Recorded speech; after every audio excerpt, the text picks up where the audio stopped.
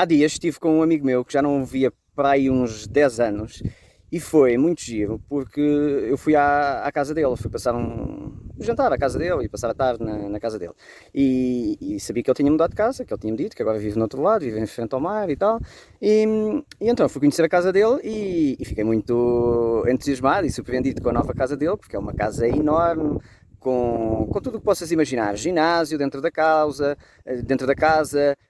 sauna, um court ténis privativo dentro da propriedade, enfim, uma casa deslumbrante, aquele tipo de casa de sonho. Sobretudo se gostas de ténis, que é o caso dele, que é uma das paixões desportivas dele, ou melhor, é a paixão desportiva dele, é o ténis, então tu poderes fazer um court ténis profissional dentro da tua casa é fabuloso, com entrada direta para uns balneários com sauna e tudo. Enfim, a casa é deslumbrante. E com estúdio também, porque ele é cantor, e então, e ele é cantor e escritor.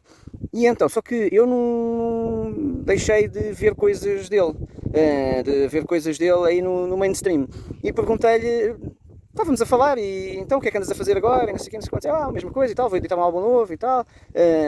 E eu, mas fiz, mas está a correr muito bem a vida e tal, qualquer coisa do género. Agora já não foi bem assim, mas foi qualquer coisa do género. E ele, sim, eu mudei aqui o paradigma. Para teres uma ideia, esta casa eu consegui dinheiro com esta casa com o livro X.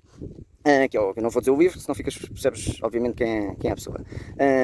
E eu, mas eu nunca mais vi esse livro aí à venda. E ele, sim, eu entretanto desvinculei-me e quebrei com a editora e criei a minha própria editora. E eu, a sério? Então, percebi que aquilo começou a entrar em choque quando eles começaram a querer um pouco controlar aquilo que eu escrevia, e isso eu não admito. E depois percebi que eu andava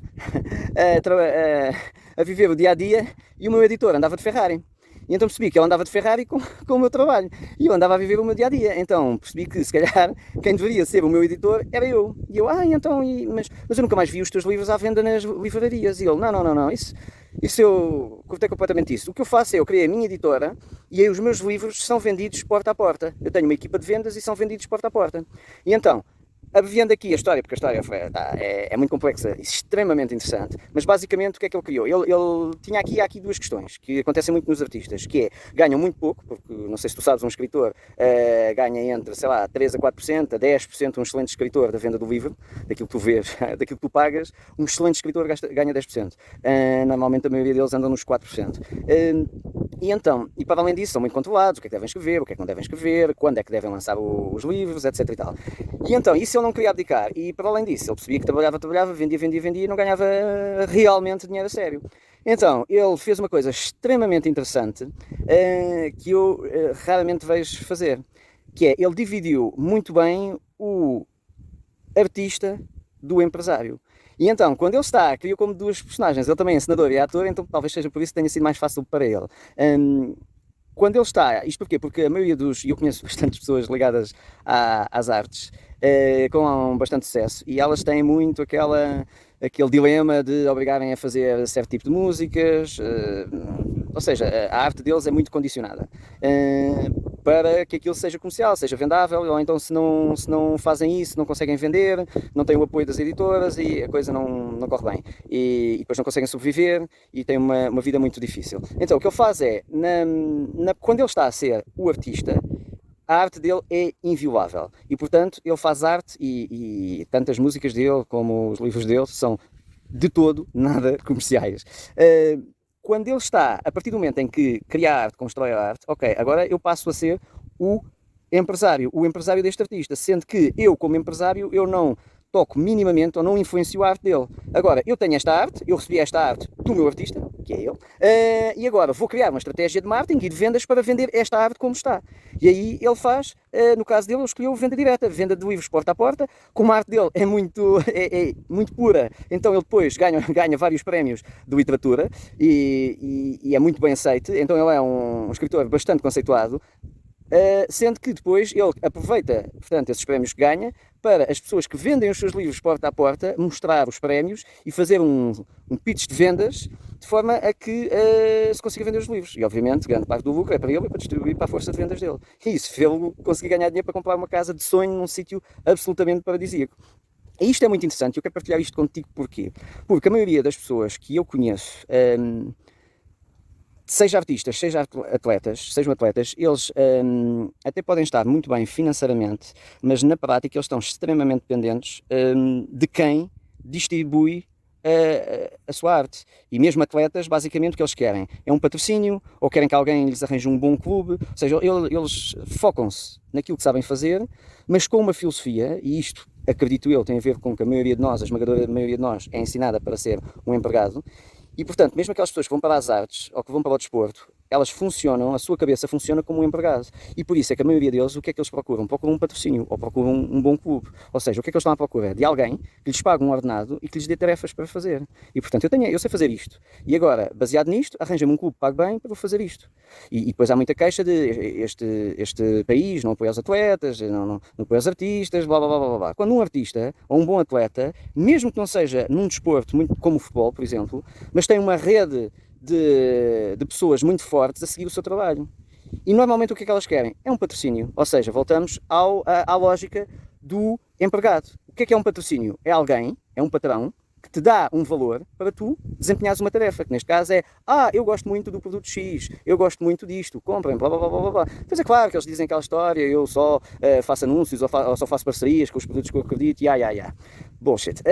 E então, quero partilhar isto contigo porque, sobretudo se fores artista, se fores empresário, há N formas de tu ficares profundamente rico e com a tua arte, exatamente com a tua arte, seja a nível artístico, passa aqui a redundância, ou desportivo.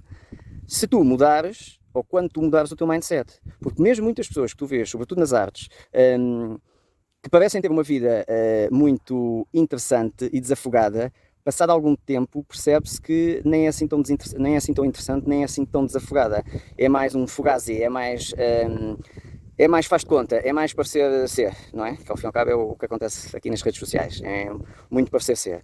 E portanto, é interessante, a meu ver, sendo que a vida é tua, é uma escolha tua, que alteres ou comeces a explorar e a refletir se a tua mentalidade é uma mentalidade de empregado ou é uma mentalidade de empreendedor. E tu podes sempre dizer, não, a minha mentalidade é de um artista, ou a minha mentalidade é de um desportista. E eu não tenho culpa, é esta mentalidade. Não, tu podes ser um artista empregado ou podes ser um artista empreendedor. Portanto, reflete se tu és um artista empreendedor, como é que eu vou ganhar dinheiro com esta arte, sendo que eu tenho o controle disto. Se tu és um artista empreendedor, e aqui é sempre o conceito artista barra desportista, até porque a tua arte se és um desportista, a tua arte é o teu talento para o desporto que tu praticas. Se tens a mentalidade de um empregado, provavelmente vais-te apanhar com questões de não há apoios, não há clubes, as marcas portuguesas não patrocinam, é muito difícil arranjar patrocínios, etc. e tal. Portanto, tenta perceber nas tuas conversas, e isto é sempre uma introspeção, tenta perceber no teu diálogo interno, se o teu diálogo interno é de um artista empreendedor ou de um artista empregado. E pode ser um artista que acha que é um empreendedor e diz, eu não vou abdicar da minha arte porque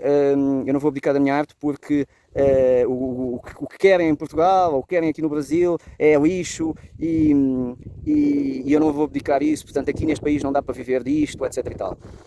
Isso é um atalho mental. Dá sempre para viver isto. E o exemplo que eu dei aqui deste amigo meu é um excelente exemplo. Tu podes criar, quando estás a criar e fazes a tua arte pura. A partir daí entregas a tua arte pura, o mais pura que tu quiseres, porque tu és dono da tua arte se fores um empreendedor, entregas essa arte pura depois à tua outra personagem, que é o artista empresário. E agora o artista empresário não vai querer alterar aquela arte, não vai dizer que isto assim não se vende. Não, é exatamente o contrário. É como é que eu vou vender esta arte assim. Tão simples quanto isso. Ok? Pensa nisto, reflete sobre isto, porque se tu tens uma arte qualquer, tu podes ser, no mínimo, uma pessoa remediada ou rica. Com desportos considerados amadores. Ok? Pensa sobre isto. Um abraço. E não caias na treta de neste país não dá para viver disto. Porque neste país dá para viver aquilo que tu quiseres se tiveres uma mentalidade de empreendedor.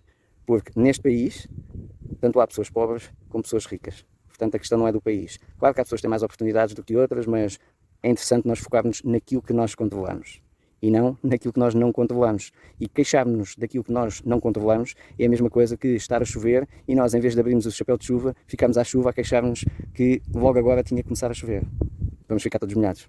Portanto, abre o teu guarda-chuva. Um abraço.